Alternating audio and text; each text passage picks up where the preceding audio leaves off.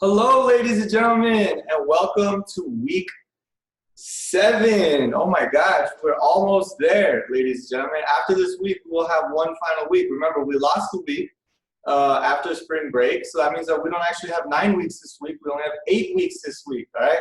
Now, we're very close. We're close to the finish line. We're almost at the end. We're almost done. And so you should be very proud of yourselves. You should congratulate yourselves for that, but we're not done yet. Now, I want to also make it very clear to you, ladies and gentlemen, we only have this week and next week, and then we're done. So, make sure that you start getting in late work.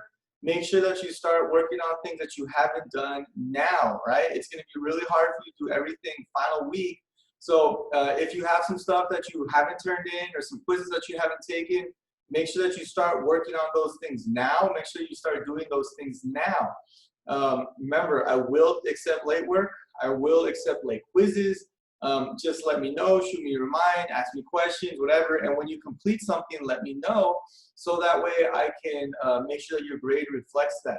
All right, but I will accept late work. All right, I'm trying to be very flexible with everything right now. I understand that lots of people are going through difficult times. So just talk to me and we can figure it out. Okay, but this is week 7. All right, week 7. We're almost done. We're almost at the finish line, but we're not quite there yet. So keep working.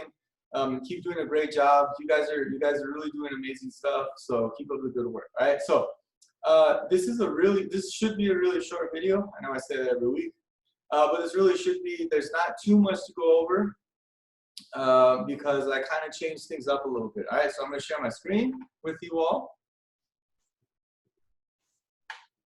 Okay. Where am I? There I am. Okay. So, ladies and gentlemen. Same as always, right? You got your week 7 under assignments, okay? It looks a little weird to me. It looks a little weird on the video because it hasn't been published yet, but it will be published on Monday at 9 a.m., all right? And everything will be due on Sunday, okay? You got your link, and then you've got Chapter 11, Hercules, and Chapter 11, Odysseus. Some of the most famous stories in Greek mythology, right? Pretty much everyone's heard of Hercules, even if all you've heard of is a Disney movie, that's fine, but pretty much everyone has heard of Hercules, all right? And then the next one is Odysseus, and lots of people have heard of the story of the Odyssey. And for a lot of you, even if you don't specifically remember hearing about the Odyssey or you can't pinpoint it right now, I'm willing to bet that when you start reading, you're going to recognize a lot of the stories and you're going to remember a lot of things. And so that's kind of the power of Greek mythology, is that it's used, the stories are used so often, and they're so pervasive in our culture, in movies, in storytelling, period, whether it be movies, TV, or literature. These stories are really, they're everywhere because people have been drawing from it like crazy for hundreds of years. And so when you start reading the Odyssey, try to make those connections to things because lots of people take from that, okay? So these are 2 of the most famous stories that you're going to be reading, okay? And they're very different from what you expect, all right? So don't go into Hercules expecting it to look like or sound like or feel like a Disney movie. It's very different. Remember, Disney doesn't always... they don't always stay true to the story. And this is very true for Hercules, right? They had to definitely take out a lot and change a lot. It's really nothing like Hercules, the actual story, right? And remember, look, you guys have been reading mythology enough now that you understand there's a lot of things in mythology that are not Disney age, right? And so Hercules is no different from that. Be prepared for that because it's very different from what people expect. And it's a lot sadder and a little more disturbing than you realize, okay? And then you have Odysseus and the Odyssey, one of the most famous stories to come out of Greek mythology. Odysseus and the Odyssey is something that's taught over and over and over again. I remember going really in depth with it in college, so it's something that it is one of the most, I would say it's one of the most read and most known stories, maybe ever, right? And like I said before, even if you don't know the story outright, I'm pretty sure that when you start reading, you're going to realize like, oh, I have heard of this, or I have heard of that. Or at the very least, you'll be able to make connections to other stories that you've read, right? And be like, oh, that seems really similar to this story or this movie or this whatever, okay? Now, as you can see, there's no quizzes. There's no quizzes and there's only one assignment. That's it, okay? And it's because I wanted you all to write a little bit more and I wanted you all to think a little bit more, all right? I really wanted this to be an opportunity for you to think critically and think deeply. And so instead of just doing these quizzes, I wanted to change that up, all right? So let's click on it. So this is called Heroes with a question mark, all right? So ladies and gentlemen, Hercules and Odysseus are usually considered heroes, right?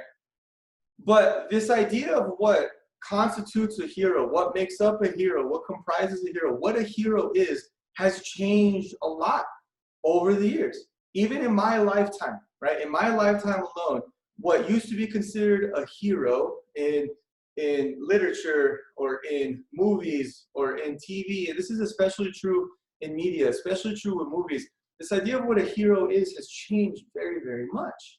And so what may have been a hero movie 20 years ago may not be considered a hero movie now, right? Lots of movies don't age well, and now when I rewatch them, I think, oh my gosh, that person was horrible, or he was sexist, or he was racist, or he was, you know, he was bloodthirsty, or whatever. Whoever that character might be, he or she, this idea of what makes up a hero, what a hero is, has changed over time. And just because something was really good back then doesn't mean that we have to think that it's good now, right? So with that in mind, you know, these stories were in a very, very long time ago. And this idea of what a hero is has changed dramatically.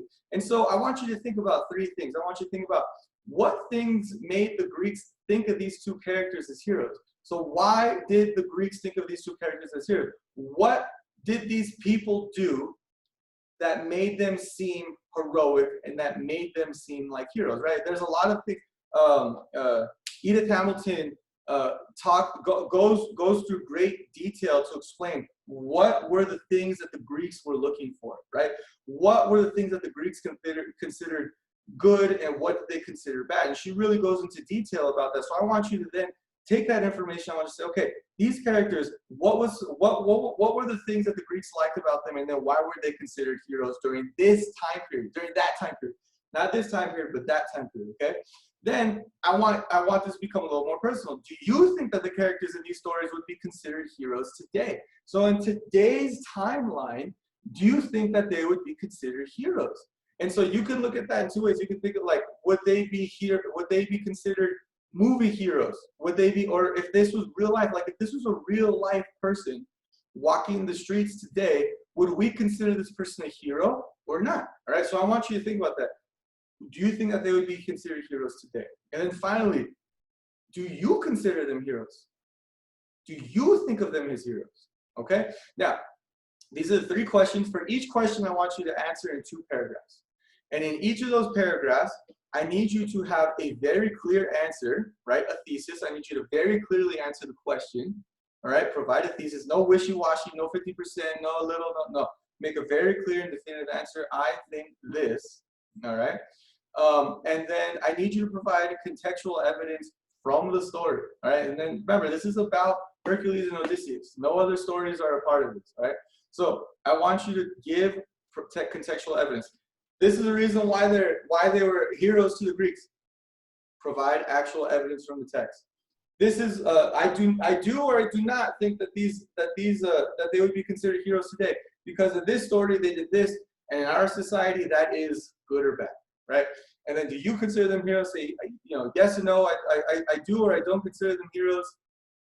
When they did this, this made me feel this. Therefore, I think this. All right, so make sure that you provide that contextual evidence, all right? Make sure that it's all in one Word document, right? Those 6 paragraphs for the 3 questions will all be on one Word document.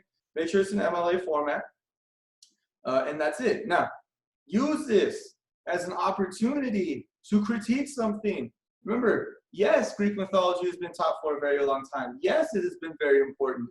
Yes, it has been used for hundreds and hundreds of years.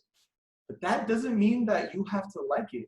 And it doesn't even mean that it's good. And it doesn't mean that you have to agree with them, right? So this is really a great opportunity for you to critique, right? For a lot of you high school kids, you get frustrated with this idea that people are always telling you what to do and that you don't have the ability to make up your own decisions. And when you do come up with a decision, people oftentimes don't like it. Well, this is not an opportunity for you to say, this is exactly how I feel. And you can go against the grain. If you say, I don't think that they're going to be heroes, I don't think this is good, that's great. That's what literature is about. I can't tell you, you have to like this because everyone has liked this before you. No, I can't do that, right? I think it's important to teach it, and I think it's important that you be exposed to it, but you don't have to like it. You can dislike it. You can say that it isn't as important, right? That's the beauty of literature, is that you have the ability to think on your own. And just because something has been said, people have said that it's been good and it's been good for a long time, doesn't mean that you have to agree. You have the opportunity to make up your own mind about things. You have the opportunity to think for yourself, and and I'm giving you this platform to really take advantage of that and tell me how you feel. Now, that being said, it has to work within the constructs of literature, right? You have to provide evidence, right? You can't just say, oh, I hated it, and they weren't heroes and they're terrible. Provide evidence, right? If I ask you why, you have to be able to come up with an answer. You can't just say because, right? That's no good. That's not a good argument. So, use this as an opportunity to critique literature. It's a beautiful thing when you can do that, right? It's a beautiful thing to critique literature. Okay, so that's it. That's your only assignment. Your one assignment for the week. It's kind of like 3 assignments because it's 3 paragraphs, right? But your one assignment for the week is that, and that's it. There's nothing else, okay? So, ladies and gentlemen, I really want you to use this opportunity to think critically, to critique, and to really come up with your own opinion, your own mindset about this, all right? In the beginning of the year, it sucks that we can't see each other, right? It sucks that we're not going to be able to end the year but that's just the way it is, right? But in the beginning of the year, one of the things that I talked about was one of the things that I think is most important in literature is this ability to think critically and come up with your own opinions. And that's what's beautiful about literature, is that I can tell you what I think. I can tell you my opinion. I can tell you how I feel about literature, but ultimately it doesn't matter, right? Because what matters is how you feel about it and what you think about it. And I want you to come up with your own opinions about things, right? I want you to be able to say that you like or didn't like something, or that you think that there's a connection to this, or that you think there's a connection to that. This is all about being able to think critically and to be able to think on your own. Remember, you're a very short time away from being adults, considered adults. You're 3 years away from voting, right? You're 3 years away from voting. You're 3 years away from being able to live on your own. You're 3 years away from being able to live in college. You have to. This isn't something that I want. No, you have to come up with the ability to think on your own. And literature is great practice for that. Literature is great practice because you have this ability to come up with your own feelings, come up with your own thoughts, make your own connections, and you feel the way you feel about literature. And it's relatively low stakes, right?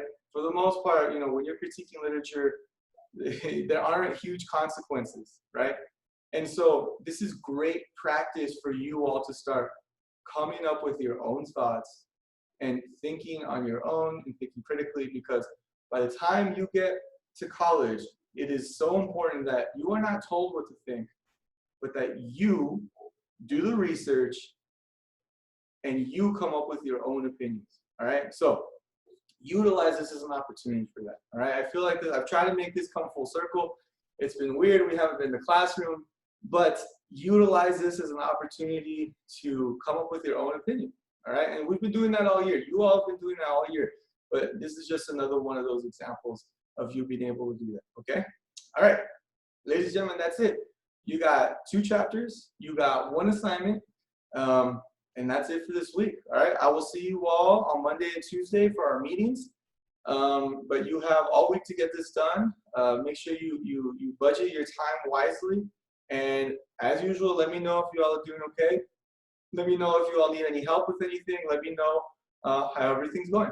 Okay, please let me know if you guys need help with anything, and we're gonna wrap this year up strong.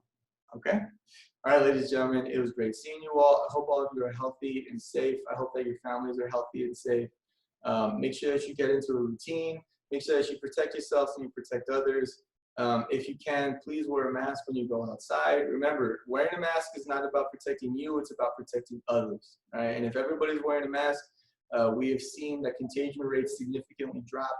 So it's not about you getting sick. A lot of people are like, oh, I don't care if I get sick. Well, it's not about you getting sick. It's about you getting other people sick. And remember, for young people like you and I, for young people, lots of young people can walk around and be completely asymptomatic, have no symptoms, but they will get other people sick that they come into contact with. Okay, so ladies and gentlemen, hope you're all doing well. Stay in your routines. Get outside. Get some sun. Spend some time. Spend meaningful time with your family and that are living with you in your homes. Make sure that you get on FaceTime and call your friends and walk your dogs or do whatever it is that you need to do to get in a routine and get outside and get a little bit of sun and maintain those connections with people. Okay. All right, ladies and gentlemen, it was great talking to you. It was great. I didn't see you, but it was great talking at you, and I hope to see you soon. Bye.